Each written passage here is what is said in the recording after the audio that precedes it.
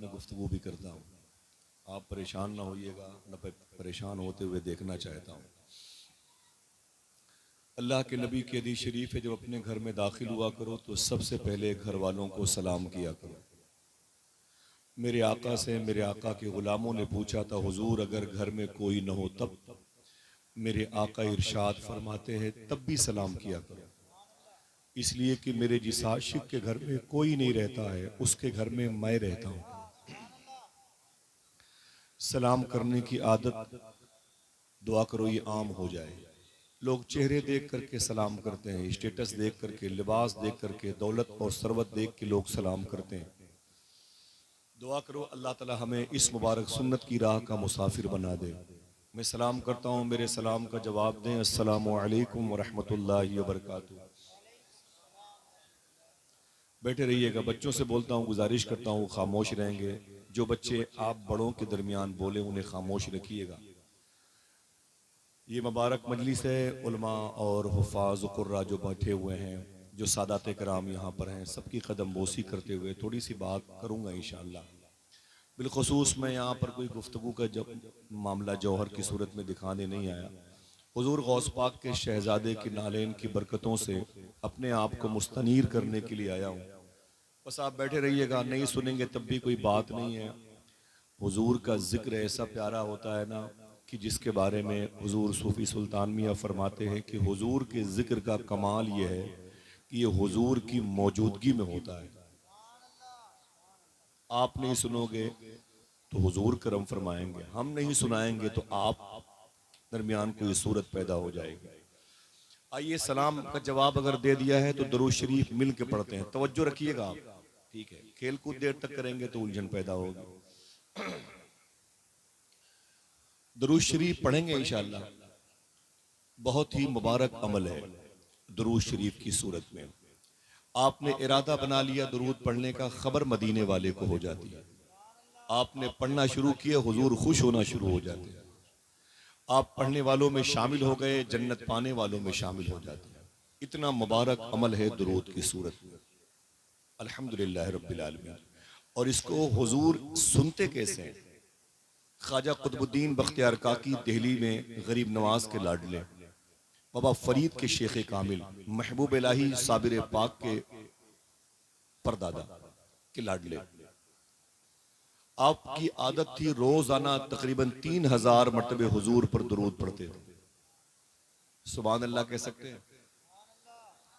दुरूद शरीफ पढ़ते थे कितनी मरतबे? ऊंची बोले। रोजाना 3000 मरतबे हुजूर पर दुरूद पढ़ा करते थे। 3000 मरतबे। अचानक आपकी शादी के दिन आए तो मेहमानों की मसरूफियत की वजह से बिजी हो गए और दुरूद ना पढ़ सके। चौथी रात आई तो हुजूर उनके मुरीद के ख्वाब में तशरीफ लाए।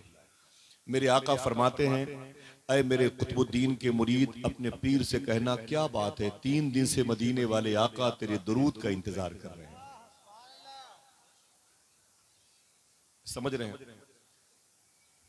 मैंने ऐलान कर दिया है बच्चों की खामोशी का, और अगर ये हंगामा राई आपके बस में नहीं है तो थोड़ी दुश्वारी हो सकती है। बच्चों को खामोश रखें, जो जिम्मेदार लोग हैं उन बच्चों को सूरत हाल से आशना करें। बच्चों को खामोश रखें, आपकी जिम्मेदारी बनती है, मेरे आईन में नहीं है। मैं बहुत कम इतना लंबा सफर करता हूँ, तकरीबन आज और कल दोनों रात में 8 घंटे में मिंबर शरीफ पे था।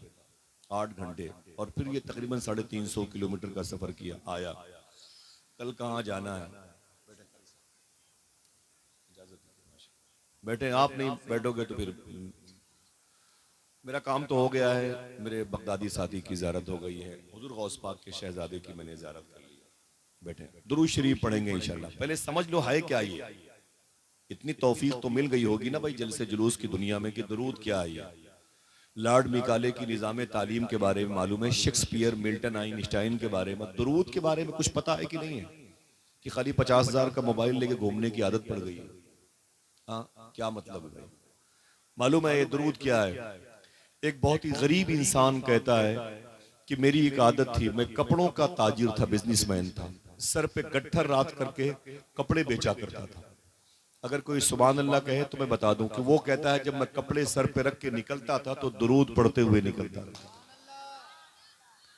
वो कहता है मैं जब निकलता तो दुरूद पढ़ते हुए। कोई मुझसे पूछता क्या बेच रहे हो तो दुरूद पढ़ के बताता था।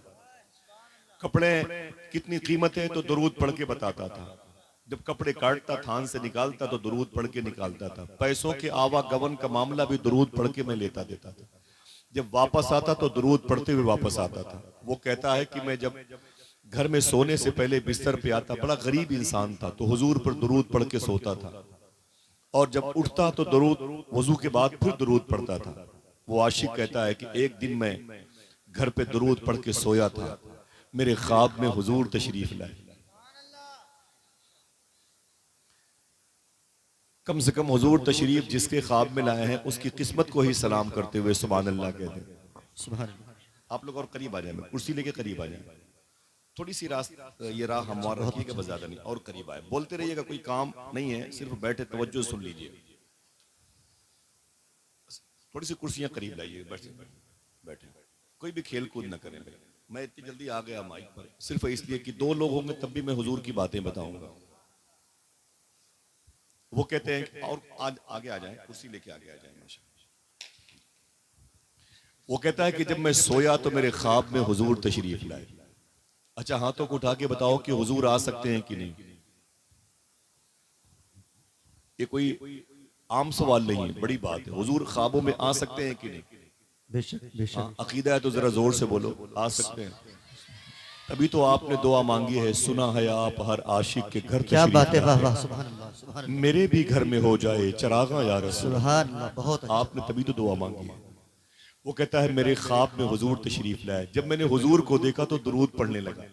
क्या बात, सुभान अल्लाह। इससे पहले बगैर देखे पढ़ता था, आज देख के पढ़ने लगा। तो मालूम है उसके बाद हुजूर ने क्या कहा। ये मेरे भाई बच्चे बैठे हुए हैं और ये बुजुर्ग बैठे हुए, उलमा की मुबारक जमात है।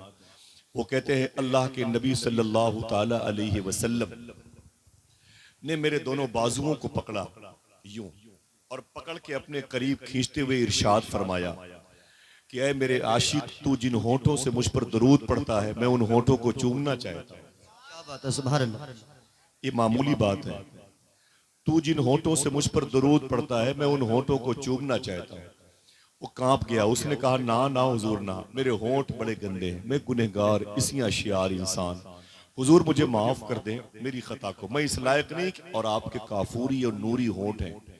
मेरे आका फरमाते नहीं, मैं तेरे इन होठों को चूमना चाहता हूँ जिन होठों से तू मुझ पर दुरूद पढ़ता है। वो कहता है कि हुजूर मेरे दोनों बाजुओं को पकड़ के अपनी तरफ खींच रहे थे, अपनी तरफ खींच रहे थे और मैं डर के मारे पसीने से शराबोर हो रहा था। वो कहता है मुझे लगा कि अब हुजूर के मुबारक होंठ मेरे होंठ से मिल जाएंगे। मैंने महसूस कर लिया कि हुजूर के मुबारक होंठ मेरे होंठ से मिल जाएंगे, तो मैंने अपना चेहरा घुमा लिया।